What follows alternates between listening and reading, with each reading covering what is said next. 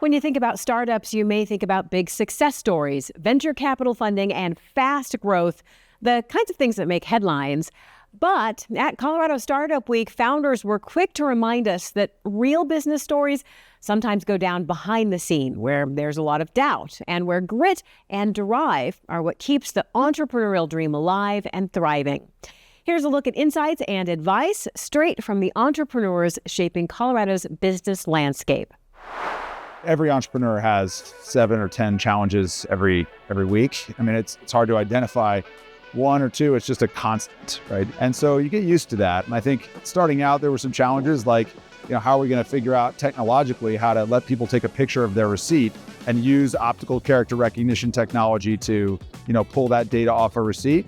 That was a technical challenge. More recently, we came out with a product called Pay with Ibotta that was a total flop. That was a big challenge, recovering from that and pivoting our business. And I think just more broadly, when you're in the public market, you got to maintain a focus on the long term when a lot of people are encouraging you to focus on the short term, and that's a challenge. So they're all different kinds of challenges. The pandemic, I gathered the whole company together and said, everybody, please leave your things at your desk. We'll be back in 2 weeks after we flatten the curve.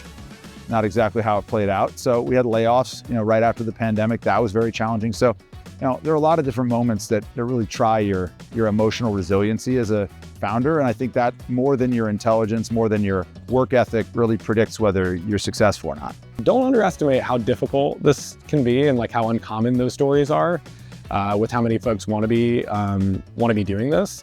I say that because if you come in knowing it's going to be difficult, then you're likely to persevere through the challenges, of which there are many. So saying yes and having an idea is certainly not enough. Saying yes and saying I'm willing to work for this idea and work really long hours because I'm passionate about it, I think it can make a really big difference in the world. That's the kind of folks we need deciding to be founders.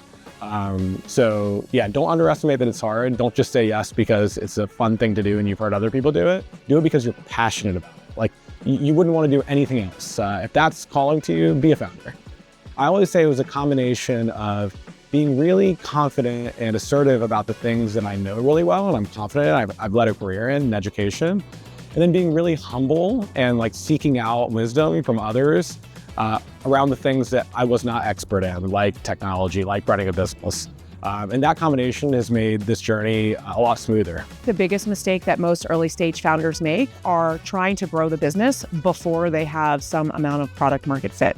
If you don't know whether or not people will actually pay for your product and that you can build a business on it, what are you doing? 100% of effort in the early days should be focused on getting and proving product market fit. But I see too many founders spending money on other things way before they have that figured out. For an early stage founder, 100% of your time, product market fit. So in our research, we talk about two types of customers, high value and provisional. And in a startup, you need every customer you can get because you're testing actually in a startup. But once you determine what kind of customer you want, the provisional customer comes in and does this to your business. They don't trust you at the beginning. They ask for discounts. They ask for working with just your special people. So what we started doing was measuring the difference in service between a provisional customer and a high value customer. And a provisional customer takes 400% more time. So four more emails versus one of the high value. You have to go through gyrations to get there, all the things that you did to get the revenue. At the end of it, they're lower margin. They were hard on your people and they never give you a reference. Yeah. And yet we're chasing that revenue in businesses that are struggling to grow. Consumers are that fickle group too of what you have to do to market to get somebody to take your product, or especially if you're using distribution through certain groups. So some that are stuck and kind of figuring it out and those that are having chaos, the common theme between both of those problems is in what we call the focus system. The reason we call it a system of focus is its goal is to increase the win rate in the market that you want. I think I would have told myself 3 things. First of all, it's a lot harder to say no sometimes than to say yes, but a great entrepreneur needs to learn how to say no. You can't do everything that in your mind seems exciting. There are invisible trade-offs that will break your organization. So you have to learn how to remain truly focused on the thing that's the most important. That would have been thing number 1. Thing number 2 would have been, it's a long game.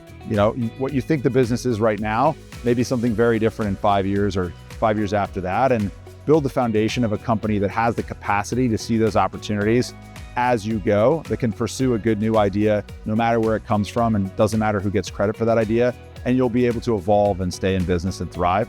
And third, I would just say, get a coach, get a therapist, figure out how to support your own mental health, because it's an incredibly stressful job. And a lot of folks think they can just sort of put on the armor and play the role of I've got it all figured out. But a better form of leadership is often to be much more real, authentic, vulnerable, and draw people in and rally the organization so you're converting the highest possible percentage of everybody's good ideas into reality, not just the founders' ideas. You know, we opened our first location in 2013. It's 2025. We now have 7 locations. We have 300 employees. We're about to open up, 5 more locations within the next 18 months. And the biggest lesson for me, being a founder of a small business, was really making sure that I was building a team around me that I could trust to be able to do the things that I could do. Because, just because it's my business doesn't necessarily mean that I'm the best manager, right? Or the best chef, or the best marketer.